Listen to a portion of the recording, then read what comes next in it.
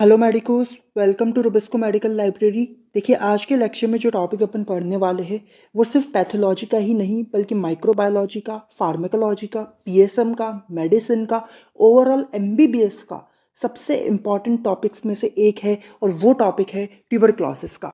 देखिए, ट्यूबरक्लोसिस का जो टॉपिक है इस पे आपके लॉन्ग क्वेश्चन आ सकता है, इस पे शॉर्ट नोट आ सकता है, माइक्रो में भी इसका क्वेश्चन आ सकता है, फार्मा में भी इसका क्वेश्चन आ सकता है। अब देखिए, ज़्यादातर जो चीज़ें पैथो और माइक्रो के अंदर है वो काफ़ी सारी चीज़ें सेम है। माइक्रो के अंदर बस लैब डायग्नोसिस जो है वो अलग से एक आएगा, बाकी लगभग चीज़ें जो होगी वो सेम ही होगी ट्यूबरक्लोसिस की माइक्रो के अंदर भी। तो अपन लगभग चीज़ें जितनी भी होती है ट्यूबरक्लोसिस से रिलेटेड वो अपन इसी लेक्चर में कवर कर लेंगे, ताकि आपको माइक्रो में भी सिर्फ लैब डायग्नोसिस देखना पड़ेगा। अपन लैब डायग्नोसिस का भी हल्का सा ओवरव्यू इस लेक्चर में भी लेंगे, ताकि आपको ट्यूबरक्लोसिस जब माइक्रोबायोलॉजी में आप पढ़े तो बहुत आसान लगे। अब देखिए, एक छोटी सी रिक्वेस्ट मैं आपसे बस ये करना चाहूँगा कि ट्यूबरक्लोसिस से पहले हमने ग्रेन्युलोमा का लेक्चर जो है वो हमने देखा था। अगर आपने वो वाला लेक्चर नहीं देखा है तो आप पहले वो लेक्चर 101% मेक श्योर करिएगा कि आप देख के आ जाइए, ताकि आपको ये लेक्चर बड़े आराम से समझ आ जाए। चलिए, अब अपन स्टार्ट करते हैं ट्यूबरक्लोसिस पढ़ना। देखिए, अपन सबको पता है ट्यूबरक्लोसिस कौन कॉज करता है। माइकोबैक्टीरियम ट्यूबरक्लोसिस कॉज करता है, जो कि एक तरीके का क्या है, बैक्टीरिया होता है। क्या होता है? एक तरीके का बैक्टीरिया होता है। चलिए, अब सबसे पहले अपन बात कर रहे हैं इंसिडेंस की कि ट्यूबरक्लोसिस के जनरली कितने केसेस देखने को मिलते हैं। तो 10 मिलियन केसेस जो है एनुअली ट्यूबरक्लोसिस के all over the globe, all over the world अपने को देखने को मिलते हैं। और ज़्यादातर केसेस जो होते हैं वो डेवलपिंग कंट्रीज जैसे कि इंडिया वगैरह के अंदर देखने को मिलते हैं। और वेस्टर्न कंट्रीज के अंदर जनरली एचआईवी एसोसिएटेड ट्यूबरक्लोसिस जो होता है वो ज़्यादा प्रेवलेंट होता है। ऑल्दो ये अपने लिए अब भी इंपॉर्टेंट नहीं है, बट एचआईवी रिलेटेड जो टीबी होता है, ये क्वेश्चन आपके फार्मा में ज़रूर बन सकता है। जब आप वहाँ पे टीबी पढ़ेंगे तो वहाँ पे एचआईवी रिलेटेड टीबी का जो ट्रीटमेंट होगा वो इंपॉर्टेंट हो सकता है। चलिए, नेक्स्ट अपन अब बात करेंगे कि ईटियोलॉजिक एजेंट क्या होता है। तो ईटियोलॉजिक एजेंट अपने को पता है कि कॉजिंग एजेंट कौन होगा, कि आपके माइकोबैक्टीरियम ट्यूबरक्लोसिस होगा। अब इसी माइकोबैक्टीरियम ट्यूबरक्लोसिस को अपन कॉश बेसिलस भी कह सकते हैं या इसे ट्यूबरकल बेसिलस भी कह सकते हैं। सीधी सीधी बात है कि माइकोबैक्टीरियम ट्यूबरक्लोसिस के ही दूसरे नाम है। और ये जो माइकोबैक्टीरियम ट्यूबरक्लोसिस होता है वो एक स्ट्रिक्टली एरोबिक ऑर्गेनिज्म है, यानी कि इसे ऑक्सीजन की रिक्वायरमेंट होगी to survive and to grow. यानी कि जहाँ पे भी ऑक्सीजन ज़्यादा होगी वहाँ पे माइकोबैक्टीरियम ट्यूबरक्लोसिस जो है वो ज़्यादा अपन देखें तो ग्रोथ करेगा, और अगर ज़्यादा ग्रोथ करेगा तो ज़्यादा इन्फेक्शन करेगा। और जनरली अपन देखें तो जो ऑक्सीजन रिच एरिया होते हैं अपने लंग्स के अंदर वो अपना एपेक्स ऑफ द लंग्स होता है। Now this is very important point कि अपना जो लंग्स का एपेक्स वाला पार्ट होता है वहाँ पे ऑक्सीजन जो होती है वो ज़्यादा होती है। इसलिए टीबी के केस में, जो कि किसका इन्फेक्शन है, जनरली अपने लंग्स का इन्फेक्शन है। हालांकि टीबी दो तरीके के होते, एक अपने को पता है पल्मोनरी टीबी होता है जो कि मेन टीबी है, और फिर हो सकता है कि ये जो पल्मोनरी टीबी है वो लंग्स से किसी दूसरे ऑर्गन में स्प्रेड कर जाए, उसे अपन क्या कहेंगे, एक्स्ट्रा पल्मोनरी टीबी कहते हैं। एक्स्ट्रा पल्मोनरी टीबी कहते हैं। लेकिन मेन अपन बात कर रहे हैं पल्मोनरी टीबी की, यानी कि लंग्स में जो इन्फेक्शन हो रहा है। और लंग्स में भी मेनली इन्फेक्शन कहाँ पे होता है, एपेक्स ऑफ द लंग्स में होता है। ये बात आपको याद रखनी है। क्यों होता है ये क्वेश्चन वाइवा में भी पूछा जा सकता है, एमसीक्यू फिलअप में भी आ सकता है। क्यों? क्योंकि एपेक्स ऑफ लंग्स के अंदर अपन कह रहे हैं कि ऑक्सीजन जो होती है वो ज़्यादा होती है। चलिए, नेक्स्ट अपन अब बात कर रहे हैं lab diagnosis of Mycobacterium tuberculosis. वैसे तो ये आपके माइक्रोबायोलॉजी का टॉपिक और वहाँ पे आप बहुत डिटेल में पढ़ेंगे कि जो माइकोबैक्टीरियम ट्यूबरक्लोसिस होता है वो किस तरीके का ऑर्गेनिज्म होता है। एसिड फास्ट ऑर्गेनिज्म होता है। अगर आपने जनरल माइक्रोबायोलॉजी पढ़ी होगी तो इतना तो आपको आइडिया है कि भाई जो माइकोबैक्टीरियम ट्यूबरक्लोसिस है वो एक एसिड फास्ट ऑर्गेनिज्म होता है, यानी कि इसकी ग्राम स्टेनिंग नहीं कर सकते हैं। इसकी ग्राम स्टेनिंग नहीं कर सकते हैं, इसकी जेड स्टेनिंग करी जाती है। क्या करी जाएगी? जेड स्टेनिंग करी जाएगी। तो वही चीज़ है कि ये एक एसिड फास्ट ऑर्गेनिज्म है, यानी कि एसिड फास्टनेस के लिए ये पॉजिटिव होगा। क्यों? क्योंकि माइकोलिक एसिड इसके सेल वॉल के अंदर प्रेजेंट होता है, इस वजह से। और जो जेड स्टेनिंग होगा वो ये पॉजिटिव देता है। यही बात अपन ने अभी ऊपर बोली। इसके अलावा माइकोबैक्टीरियम ट्यूबरक्लोसिस का जो कल्चर होता है वो एक स्पेशल मीडिया पे किया जाता है जिसका नाम है Lowenstein Jensen medium, LJ media. Very very very important, आपके माइक्रो के पॉइंट ऑफ व्यू से भी बहुत इंपॉर्टेंट और पैथो के पॉइंट ऑफ व्यू से भी बहुत इंपॉर्टेंट है कि माइकोबैक्टीरियम ट्यूबरक्लोसिस का जो ग्रोथ है, जो कल्चर है, वो किस पे करेंगे? लोवेंस्टिन जेनसन मीडियम पे करेंगे। इसके अलावा कुछ मॉलिक्यूलर मेथड्स भी अपन इन्वॉल्व में ले सकते हैं, जैसे कि जीन एक्सपर्ट मेथड हो गए या सीबी नाट की टेक्निक्स हो गई। सीबी नाट क्या होता है? सीबी नाट जो होता है वो अपन कह रहे हैं कि कार्ट्रिज बेस्ड न्यूक्लिक एसिड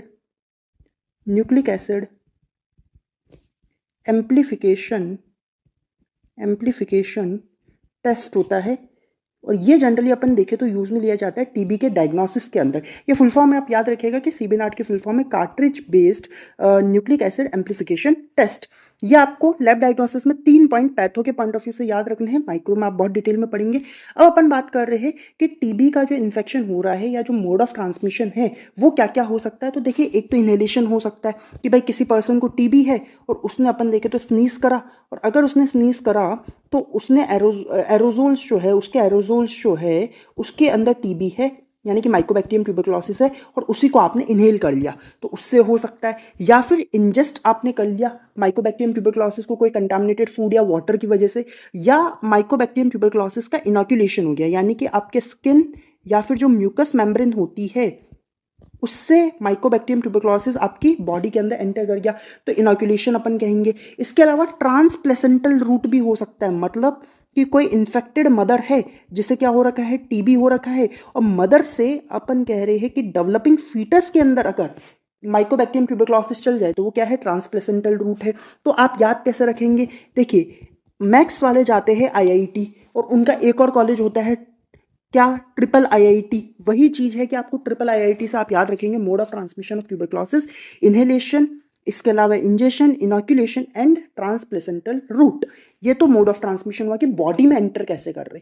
अब एंटर करने के बाद दूसरे ऑर्गन्स में भी तो स्प्रेड कर सकते, तो बॉडी में एंटर करने के बाद स्प्रेड कैसे कर रहे, उसके वापस से 4 मेथड हो सकते हैं। एक तो लोकल स्प्रेड हो सकता है, एक लिम्फेटिक स्प्रेड हो सकता है जो कि किसके थ्रू होगा, आपके लिम्फ के थ्रू होगा और इसमें लिम्फ नोड्स का इन्वॉल्वमेंट होगा। इसके अलावा हिमेटोजेनस स्प्रेड हो सकता है यानी कि वाया ब्लड अपन कहे तो टीबी जो है अपनी बॉडी में एक ऑर्गन से दूसरे ऑर्गन के अंदर स्प्रेड हो सकता है, और कुछ नेचुरल पैसेजेस की वजह से भी हो सकता है, जिसके एग्जाम्पल में एक तो ट्यूबरकुलस पेरिटोनाइटिस आता है, एक ट्यूबरकुलस प्लूरिसी आता है, और ये दोनों ही आपके किसके एग्जाम्पल है, एक्स्ट्रा पल्मोनरी टीबी के एग्जाम्पल है। ठीक है, चलिए नेक्स्ट अपन अब बात कर रहे हैं इस लेक्चर का सबसे इंपॉर्टेंट पार्ट जो है वो है पैथोजेनेसिस ऑफ ट्यूबरक्लोसिस। और ये जो पैथोजेनेसिस ऑफ ट्यूबरक्लोसिस है इसके अंदर जो लास्ट लेक्चर अपन ने ग्रेन्युलोमा पे जो पढ़ा था वो लेक्चर यहाँ पे बहुत काम आने वाला है, क्योंकि अगर आपने ग्रेन्युलोमा वाला लेक्चर अच्छे से देखा है तो आपको टीबी का पैथोजेनेसिस बहुत आसान लगेगा। इसलिए मैंने पहले ही लेक्चर में कहा था कि आपको क्या करना है, पहले ग्रेन्युलोमा वाला लेक्चर देख के आना है, और अभी भी मैं यही कहूँगा कि आप पहले ग्रेन्युलोमा वाला लेक्चर देख के आ जाइए। चलिए, अब जो टीबी का पैथोजेनेसिस है वो मेनली 2 मैकेनिज्म के ऊपर डिपेंड करता है, एक तो सेल मीडिएटेड इम्यूनिटी और एक होता है delayed type of hyper sensitivity जिसे अपन टाइप 4 हाइपर सेंसिटिविटी भी कहते हैं। देखिए, जो सेल मीडिएटेड इम्यूनिटी होता है it is responsible for macrophage activating response. किसके लिए रिस्पॉन्सिबल है, मैक्रोफेज एक्टिवेटिंग रिस्पॉन्स। और नॉर्मल कंडीशंस में यही चलता है, बॉडी के अंदर मैक्रोफेज एक्टिवेटिंग रिस्पॉन्स ही होगा अगर टीबी का इन्फेक्शन हो गया तो। बट अगर इम्यूनोसप्रेसिव स्टेज है यानी कि कोई एचआईवी का पेशेंट है या कोई बहुत ही ज़्यादा ओल्ड एज का पेशेंट है, डायबिटीज़ हो रखी है, यहाँ जहाँ पे इम्यूनिटी बहुत वीक है वहाँ पे फिर क्या होगा, बॉडी जो है वो सेल मीडिएटेड इम्यूनिटी नहीं परफॉर्म करके delayed type of hyper sensitivity perform करता है। और delayed type of hyper sensitivity यानी कि टाइप 4 हाइपर सेंसिटिविटी से क्या होता है, टिश्यू डैमेज होता है, इसलिए इसे कहा जाता है टिश्यू डैमेजिंग रिस्पॉन्स। यानी कि आपके जो टीबी का पूरा जो पैथोजेनेसिस है वो 2 रिस्पॉन्स इसके अंदर इन्वॉल्व होते हैं, एक तो मैक्रोफेज एक्टिवेटिंग रिस्पॉन्स, एक tissue damaging response. Macrophage activating response जो है वो सेल मीडिएटेड इम्यूनिटी की वजह से हो रहा है जो कि नॉर्मल कंडीशन में देखने को मिलता है, तो टिश्यू डैमेजिंग रिस्पॉन्स जो है वो delayed type of hyper sensitivity की वजह से देखने को मिलता है जो कि इम्यूनोसप्रेसिव स्टेज के अंदर देखने को मिलता है। यहाँ तक क्लियर है। अब अपन देखिए क्या कह रहे हैं कि भाई कोई भी ट्यूबरकल बेसिलाई है वो एरोजोल्स के थ्रू आपने उसका इनहेलेशन कर लिया, या फिर अपन कहें कि उसका इनोक्यूलेशन हो गया, इनोक्यूलेशन नहीं तो इंजेक्शन हो गया, कोई भी रूट से ट्यूबरकल बेसिलाई जो है वो आपकी बॉडी के अंदर एंटर कर गया। अब अपन सबको पता है कि अगर कोई भी माइक्रोब बॉडी के अंदर एंटर करता है तो सीधा सीधा उसका फैगोसाइटोसिस नहीं होता है, ये अपन फैगोसाइटोसिस के लेक्चर में देख चुके। पहले उसका ऑप्सनाइजेशन होगा। ऑप्सनाइजेशन का मतलब है कि जो माइक्रोब अपनी बॉडी में एंटर हुआ है उसको टेस्टी बनाना है सेल के लिए, ताकि वो देखे कि अरे भाई ये तो बढ़िया चीज़ है, इसको मैं खा के देखती हूँ, तो सेल वही करेगी कि भाई ऑप्सनाइजेशन हो गया। अब ऑप्सनाइजेशन हो किससे रहा है, C2A और C3B, ये क्या है, कॉम्प्लीमेंट सिस्टम के क्या है, कॉम्प्लीमेंट सिस्टम के अपन कह रहे हैं कि प्रोडक्ट्स है, कॉम्प्लीमेंट सिस्टम की ही प्रोटीन्स है। अब देखिए अपन कह रहे हैं कि जब ऑप्सनाइजेशन होगा उसके बाद मैक्रोफेज जो है वो अपन देख रहे हैं ट्यूबरकुलर बेसिलाई को क्या करेगी, फैगोसाइटोसिस उसका करने की कोशिश करेगी। मैक्रोफेज जो है वो एक फैगोसाइटिक सेल्स भी है, तो साथ में एंटीजन प्रेजेंटिंग सेल भी है। पहले वो फैगोसाइटोसिस करेगी, लेकिन ये अपन लास्ट लेक्चर में देख चुके हैं कि माइकोबैक्टीरियम ट्यूबरकुलोसिस जो होता है वो पुअरली डाइजेस्टिबल एंटीजन होता है। उस वजह से जो मैक्रोफेजेस है वो ना माइकोबैक्टीरियम ट्यूबरकुलोसिस का इस ट्यूबरकल बेसिलाई का फैगोसाइटोसिस नहीं कर पाएगी।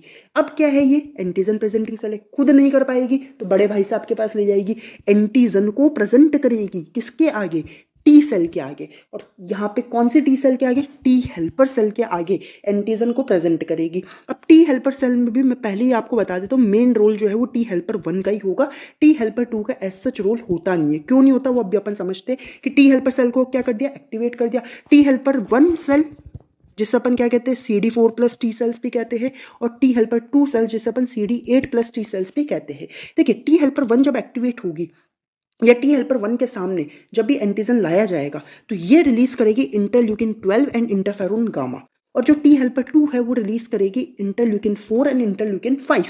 अब देखिए ये जो इंटरल्यूकिन 12 और इंटरफेरोन गामा है, इंटरफेरोन गामा अपन ने लास्ट लेक्चर में भी कहा कि वो क्या करेगी, मैक्रोफेजेस का एक्टिवेशन करेगी। और मोनोसाइट क्या होता है, मोनोसाइट कीमोटैक्टिक फैक्टर भी रिलीज होता है, यानी कि मोनोसाइट जो कि ब्लड के अंदर है वो जब इन्फेक्शन वाली साइट में जाएगी तो यही मोनोसाइट मैक्रोफेज बन जाएगी। ओवरऑल मैक्रोफेज का एक्टिवेशन हो रहा है टी हेल्पर 1 सेल की वजह से, यानी कि मैक्रोफेज एक्टिवेटिंग रिस्पॉन्स देखने को मिल रहा है। और कौन सी सेल इन्वॉल्व हो रही है, टी सेल्स इन्वॉल्व हो रही है, यानी कि सेल्यूलर इम्यूनिटी यानी कि सेल मीडिएटेड इम्यूनिटी जो है वो अपना रोल प्ले कर रही है। ये अपन ऑलरेडी बात कर चुके हैं। अब अपन कह रहे हैं कि टी हेल्पर 2 ने इंटरल्यूकिन 4 और इंटरल्यूकिन 5 रिलीज करे हैं, जिसकी वजह से ह्यूमरल इम्यून रिस्पॉन्स देखने को मिलता है, यानी कि एंटीबॉडीज का प्रोडक्शन होता है। तो ट्यूबरकुलोसिस के पूरे पैथोजेनेसिस के अंदर बहुत ही माइनर रोल जो है ये प्ले करने वाले हैं। चलिए अब मैक्रोफेज एक्टिवेटिंग रिस्पांस में क्या हो रहा है, तो इंटरफेरोन गामा ने एल्वियोलर मैक्रोफेजेस को एक्टिवेट कर दिया। अब ये जो आपके मैक्रोफेजेस होती है उसके अंदर कुछ चेंजेस होते हैं, अपन सबको पता है, और वो चेंजेस होने के बाद में वो एपिथेलियल सेल्स के जैसे दिखने लगते हैं, जिससे अपन एपिथेलॉइड सेल्स कहते हैं। इसके बाद यही एपिथेलॉइड सेल्स जो होते हैं वो मिलके जाइंट सेल्स का फॉर्मेशन कर लेते हैं, और ऐसे ही आपके एपिथेलॉइड सेल्स और जाइंट सेल्स जो होते हैं वो आपस में मिलके ग्रेन्युलोमा का फॉर्मेशन करते हैं। ये अपन ग्रेन्युलोमा के लेक्चर में समझ चुके हैं। फिर अपन कह रहे हैं कि ये जो एक्टिवेटेड मैक्रोफेजेस है वो इंटरल्यूकिन 1 और इंटरल्यूकिन 12 को रिलीज करते। अपन ने कहा था कि जब ग्रेन्युलोमा पढ़ा था अपन ने कहा था 3 सेल्स का एक्टिवेशन होता, कौन कौन सी, एक तो मैक्रोफेज का, एक आपके टी हेल्पर 1 सेल का, और एक आपके फाइब्रोब्लास्ट का। और 3 सेल्स का अगर एक्टिवेशन हो रहा है तो 3 ही तरीके के केमिकल मीडिएटर्स रिलीज होते हैं, जहां पे अपन कह रहे हैं कि यहाँ पे इंटरल्यूकिन 1 जो है वो और ज्यादा लिम्फोसाइट्स को, लिम्फोसाइट का मतलब है टी हेल्पर 1 सेल्स को अट्रैक्ट करेगा।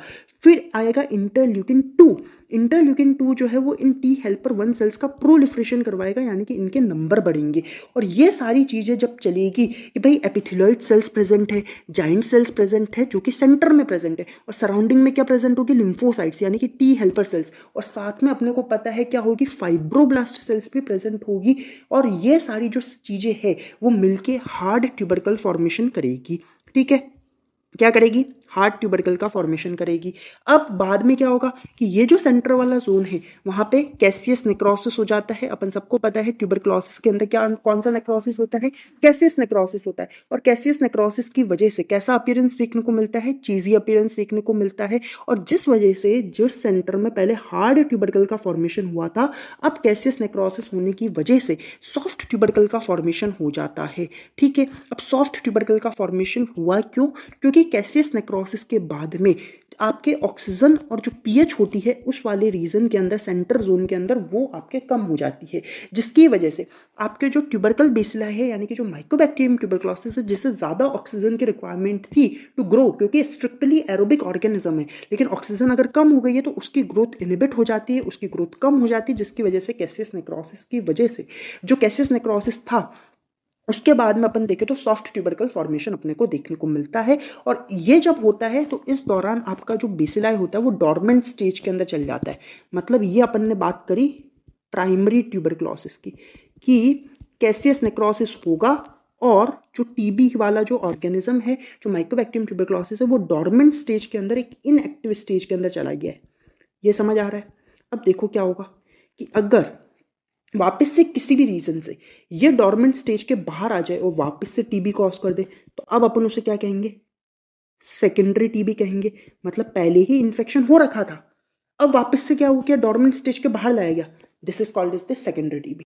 फर्स्ट टाइम इन्फेक्शन, उसे प्राइमरी टीबी कह रहे हैं, बट वापस से रिएक्टिवेशन करा गया, that is called as the secondary TB. अपन इन दोनों में डिफरेंस देखेंगे। एग्जाम में बहुत कॉमन क्वेश्चन है कि प्राइमरी ट्यूबरक्लोसिस और सेकेंडरी ट्यूबरक्लोसिस में डिफरेंसेस बताइए, अपन बहुत अच्छे से देखेंगे। खैर, अब भी जो अपन ने थ्योरी पढ़ी उसी को अपन इस डायग्राम के अंदर देखते हैं। ये डायग्राम आप एग्जाम में बना के आएंगे। अगर टीबी पे लॉन्ग क्वेश्चन आता है तो 101% ये डायग्राम आपको बनाना है। यही चीज़ कह रहे, कुछ नहीं कह रही है भाई कि माइकोबैक्टीरियम ट्यूबरक्लोसिस है, मैक्रोफेज ने उसको क्या करा, अपनी बॉडी के मैक्रोफेज ने अपने सेल के अंदर लिया। सेल के अंदर लेने के बाद में वो उसका फेगोसाइटोसिस नहीं कर पा रही क्योंकि ये पुअरली डिग्रेडेबल है, पुअरली डाइजेस्टेबल है, जिसकी वजह से CD4+ टी सेल्स यानी कि टी हेल्पर 1 सेल्स जो है उसका एक्टिवेशन होगा और उसकी वजह से मैक्रोफेज जो है वो एपिथेलियल लाइक सेल्स के अंदर कन्वर्ट हो जाएगी, जिसे अपन क्या कहते हैं? एपिथेलॉइड सेल्स कहते हैं। एपिथेलॉइड सेल्स जो होती है वो आपस में कंबाइन करके क्या बना लेती है? जाइंट सेल्स बना लेती है। और ऐसे ही एपिथेलॉइड सेल्स और जाइंट सेल्स मिलके और सराउंडिंग में क्या होगी? लिम्फोसाइट्स वगैरह प्रेजेंट होगी, मिलके एक ग्रेन्युलोमा बनाती है। अब देखिए, ये हार्ड ट्यूबरकल है, ये सॉफ्ट ट्यूबरकल है। हार्ड ट्यूबरकल के अंदर आप देख सकते हो कि ये जो है वो एपिथेलॉइड सेल्स है, ये पेरिफेरी पे लिम्फोसाइट्स प्रेजेंट है। ये जो देखिए ये लैंगेंस जाइंट सेल्स है जो कि बहुत से एपिथेलॉइड सेल्स के कॉम्बिनेशन से ही बनी है। और ये सराउंडिंग में फाइब्रोब्लास्ट है जो कि टिश्यू रिपेयर करेगी। अब ये क्या है? हार्ड ट्यूबरकल है, यानी कि इसके अंदर नेक्रोसिस नहीं हुआ हुआ है। लेकिन जैसे ही सेंटर वाले रीजन के अंदर, ये देखो, ये सेंटर वाले रीजन के अंदर कैसियस नेक्रोसिस हुआ तो ये हार्ड ट्यूबरकल से सॉफ्ट ट्यूबरकल बन गया और माइकोबैक्टीरियम ट्यूबरक्लोसिस जो है वो डॉर्मेंट स्टेज के अंदर चला गया। यहां तक समझ आया? ये तो अपन ने बात करी मैक्रोफेज एक्टिवेटिंग रिस्पॉन्स की। फिर अपन ने कहा कि अगर इम्यूनोसप्रेसिव स्टेज है तो उस केस में फिर क्या हो सकता है कि मैक्रोफेज एक्टिवेटिंग रिस्पॉन्स जो है वो वीक हो जाएगा। क्यों? क्योंकि सेल्यूलर इम्यूनिटी वीक हो जाती है, क्योंकि इम्यूनोसप्रेसिव स्टेज है, इम्यूनिटी वैसे ही कम है तो सेल्यूलर इम्यूनिटी कम हो गई। इसकी वजह से बॉडी जो होता है वो इन्फेक्शन को हैंडल करता है by the delayed type of hyper sensitivity reaction, या फिर अपन उसे कह रहे हैं टाइप 4 हाइपर सेंसिटिविटी रिएक्शन। लेकिन इम्यूनोसप्रेसिव स्टेज अपने को देखने को कभी कभी मिलेगी ओल्ड एज के अंदर, HIV इन्फेक्शन के अंदर, स्टेरॉयड थेरेपी पे अगर कोई पर्सन है, डायबिटीज मेलाइटस या कोई इम्यूनोसप्रेसिव ड्रग्स ही ले रहा हो, तो ये सारी कंडीशंस इम्यूनोसप्रेसिव स्टेज की होगी। तो फिर उसमें क्या होगा कि अगर टाइप 4 की हाइपर सेंसिटिविटी रिएक्शन होगी तो उस केस में फिर क्या होगा कि जो कैसियस नेक्रोसिस है ना, उसका लिक्विफिकेशन हो जाता है। और लिक्विफिकेशन होने की वजह से ये जो ट्यूबरकल बेसिल है जो कि कौन से स्टेज में पड़ा था? कैसियस नेक्रोसिस के बाद में डॉर्मेंट स्टेज में पड़ा था, अब वो डॉर्मेंट स्टेज में ना रहा। क्यों? क्योंकि वो तो क्या हो गया कि कैसियस नेक्रोसिस का लिक्विफिकेशन हो गया और जो ट्यूबरकल बेसिलाई है वो रिलीज हो चुका है, यानी कि वो इनएक्टिव स्टेज में था कैसियस नेक्रोसिस के बाद में। लेकिन अगर इम्यूनोसप्रेसिव स्टेज है तो टाइप 4 हाइपर सेंसिटिविटी रिएक्शन होगी, जिसकी वजह से टिश्यू डैमेज होगा और टिश्यू डैमेज जैसे ही होगा तो कैसियस नेक्रोसिस का लिक्विफिकेशन होगा और ये जो ट्यूबरकल बेसिला है जो कि बंधा हुआ था कैसियस नेक्रोसिस की वजह से, वो रिलीज हो गया। अब रिलीज होने के बाद बिल्कुल फ्री है। एक तो जैसे ही ब्लड के अंदर रिलीज होगा, बॉडी के अंदर सिम्टम्स देखने को मिलेंगे टीबी के। इसके अलावा इसका स्प्रेड हो सकता है कि अगर जो इन्फेक्टेड पर्सन अगर कफिंग या है ना स्नीजिंग कर रहा है तो दूसरे लोगों के अंदर ये इन्फेक्शन हो सकता है, या फिर हिमेटोजिनस यानी कि ब्लड या फिर लिम्फेटिक स्प्रेड से दूसरे ऑर्गन्स के अंदर जा सकता है, जिसे अपन एक्स्ट्रा पल्मोनरी टीबी कहते हैं। एक्स्ट्रा पल्मोनरी टीबी कहेंगे। चलिए, तो ये समझ आया, टिश्यू डैमेजिंग रिस्पॉन्स पे आपको समझ आया।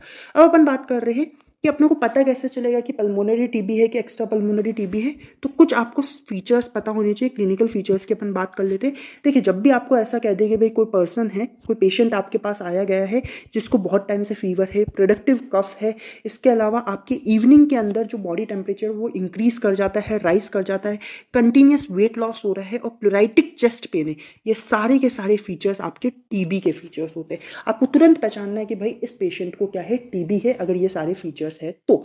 इसके अलावा एक्स्ट्रा पल्मोनरी टीबी के क्लिनिकल फीचर्स से ज़्यादा यहाँ पे एग्जांपल्स दे रखे हैं। एक तो ट्यूबरकुलस लिम्फेडिनाइटिस का, एक पॉट्स डिजीज दे रखा है जो कि एक्चुअल में आपके स्पाइन के अंदर जब ट्यूबरकुलोसिस हो जाता है तो उसे अपन क्या कहते हैं? पॉट्स डिजीज कहते हैं।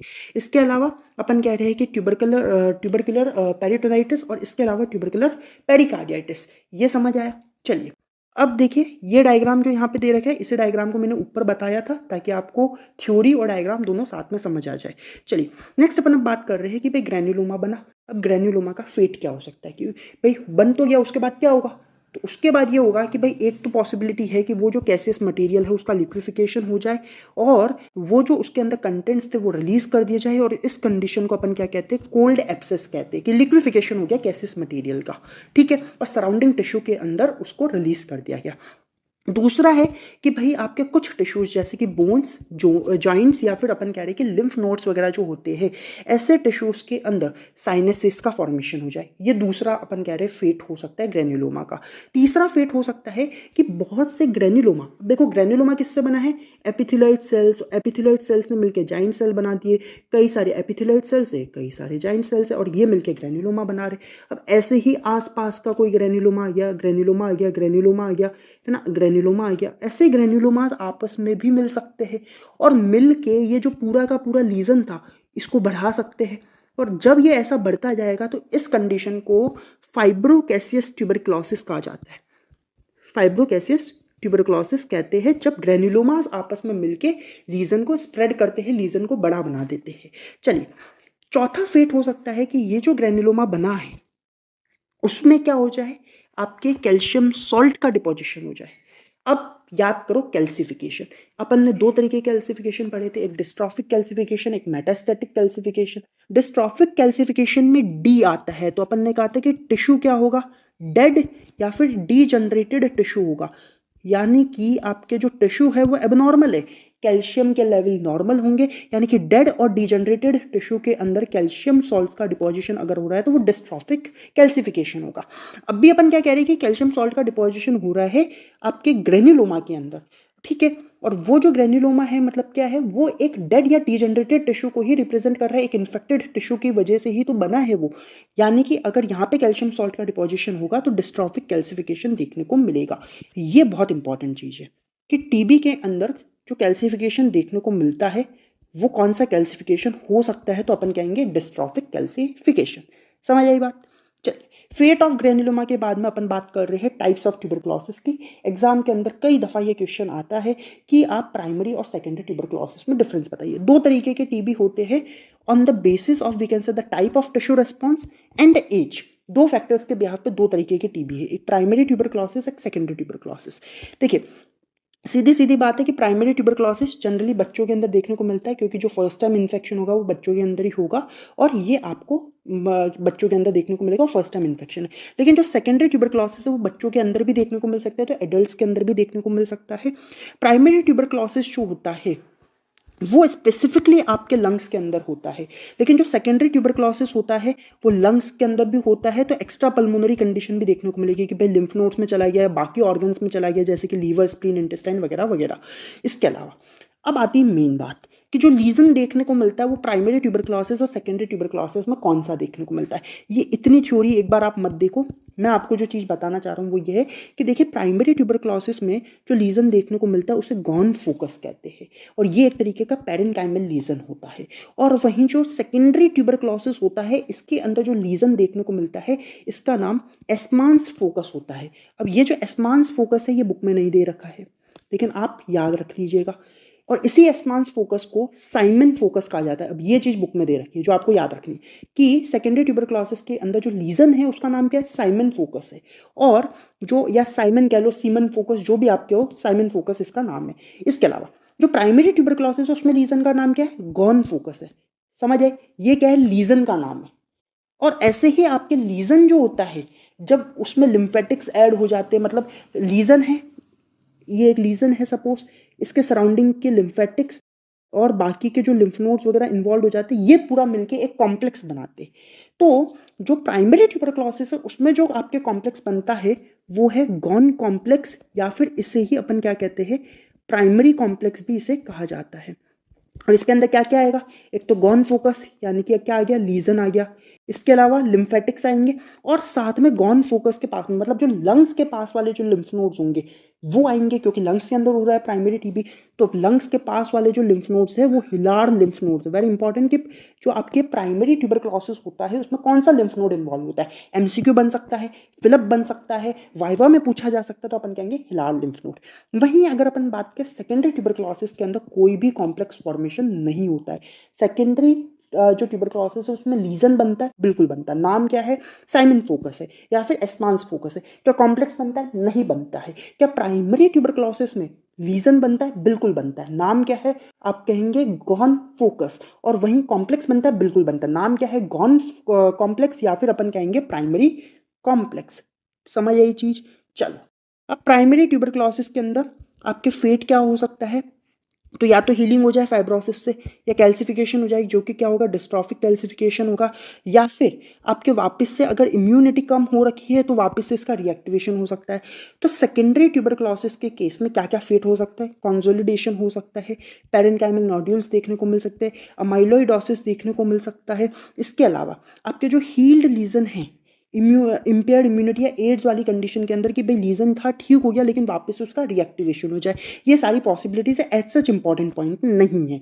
अब जो इंपॉर्टेंट पॉइंट है वो ये है कि प्राइमरी ट्यूबरक्लोसिस और सेकेंडरी ट्यूबरक्लोसिस में कौन सा जो ट्यूबरक्लोसिस है वो है ना लंग्स के कौन से पार्ट में होता है, ये अपने को पता होना चाहिए। तो देखिए, प्राइमरी ट्यूबरक्लोसिस जो होता है वो अपर लोब के लोअर पार्ट में होता है और लोअर लोब के अपर पार्ट में होता है। कहाँ होता है? अपर लोब के तो लोअर पार्ट में और लोअर लोब के अपर पार्ट में। लेकिन वहीं जो सेकेंडरी ट्यूबरक्लोसिस हो रहा है वो अगर लंग्स में होगा तो एपेक्स ऑफ लंग्स में होगा। क्यों? क्योंकि वहाँ पे ऑक्सीजन ज़्यादा होगी। अब जो प्राइमरी ट्यूबरक्लोसिस होता है वो जनरली असिम्प्टोमेटिक कंडीशन होती है, बच्चों के अंदर जनरली सिम्टम्स देखने को ही नहीं मिलेंगे। और सेकेंडरी ट्यूबरक्लोसिस है ना जो होती है वो सिम्प्टोमेटिक कंडीशन होती है। क्यों? क्योंकि वही बात है कि यहाँ पे जो है ना बॉडी की है ना जो प्राइमरी ट्यूबरक्लोसिस की वजह से वापस से उसका जो है ना रीएक्टिवेशन हुआ है और वापस से जो री इन्फेक्शन हुआ है उसकी वजह से ये जो कंडीशन है वो सिम्टोमेटिक होगी। क्योंकि ट्यूबरकल बेसिलाई जो है वो ब्लड में रिलीज कर दिया गया, ब्लड में रिलीज कर दिया गया तो वो अपन देखें बाकी ऑर्गन्स में भी जा रही है। एक पॉसिबिलिटी तो ये लिम्फेटिक्स का स्प्रेड उसका हो सकता है, तो उसकी वजह से भी अपन देखें तो उसके सिम्टम्स देखने को मिल सकते हैं और ये ज़्यादा सीवियर कंडीशन है। चलिए, नेक्स्ट अपन अब बात करें प्राइमरी कॉम्प्लेक्स और गॉन कॉम्प्लेक्स, जो कि अपने को प्राइमरी ट्यूबरक्लोसिस के अंदर देखने को मिलेगी। और ये क्या है? कॉम्प्लेक्स है जिसके अंदर तीन चीजें आएगी। कौन कौन सी? एक तो आएगा आपके लीजन, जिसका नाम क्या है? प्राइमरी फोकस या गोन फोकस, या अपन ने अभी बोला कि लीजन आएगा। और ये कहाँ प्रेजेंट होगा? लोअर लोब के अपर पार्ट में या अपर लोब के लोअर पार्ट में, कोई बड़ी बात नहीं है। इसके अलावा लिम्फेटिक्स आएंगे यानी कि लिम्फेटिक वेसल प्रेजेंट होगी और लिम्फ नोड आएगी। और यहाँ पे कौन सा लिम्फ नोड इन्वॉल्व होता है? हिलार लिम्फ नोड होता है। और एक आता है ट्रैकियो ब्रोंकियल लिम्फ नोड्स भी, आप याद रखो तो रख लो। मेनली आपको हिलार लिम्फ नोड याद रखना है। ये जो तीन चीजें अपन ने ऊपर बोली वही चीज है कि गॉन फोकस आएगा, लिम्फेटिक्स आएगी, रीजनल लिम्फ नोड्स आएंगे। चलिए, नेक्स्ट एक ये डायग्राम दे रखा है प्राइमरी फोकस का, ये आप देख लीजिएगा। वही तीन कंपोनेंट जो अपन ने ऊपर बोले वो दिखा रखे। चलिए, नेक्स्ट अपन अब बात कर रहे हैं कि ये जो प्राइमरी ट्यूबरक्लोसिस के जो लीजन्स है यानी कि जो गॉन फोकस है, इसके अंदर कुछ फीचर्स होंगे। क्या क्या? पहला फीचर तो ये है कि इसके अंदर जो ट्यूबरकुलर ग्रैन्युलोमास है उसके अंदर पेरिफेरल साइड पे फाइब्रोसिस हो रखा होगा। अपने को पता है क्यों? क्योंकि फाइब्रोब्लास्ट जो होती है वो क्या होती है? पेरिफेरल साइड पे प्रेजेंट होती है। ये अपन बार बार पढ़ चुके हैं। इसके अलावा सेंटर में क्या होगा? कैसिएशन नेक्रोसिस यानी कि कैसियस नेक्रोसिस होगा, ये भी अपन बार बार पढ़ चुके हैं। और जो ओल्डर लीजन्स होंगे जो काफ़ी टाइम हो जाएगा जिनके अंदर फाइब्रोसिस वगैरह हो रखा है, उनके अंदर अपन देखें तो डिस्ट्रॉफिक कैल्सिफिकेशन होगा। मतलब जो ओल्डर लीजन होंगे उसके अंदर फाइब्रोसिस भी हो रखा होगा। फाइब्रोसिस क्यों हो रखा होगा? क्योंकि टिश्यू रिपेयर को रिप्रेजेंट कर रहा है। क्या रिप्रेजेंट कर रहा है? टिश्यू रिपेयर को रिप्रेजेंट कर रहा है। और कैल्सिफिकेशन जो है वो डिस्ट्रॉफिक कैल्सिफिकेशन है यानी कि कैल्शियम सॉल्ट्स का डिपोजिशन हो रखा है।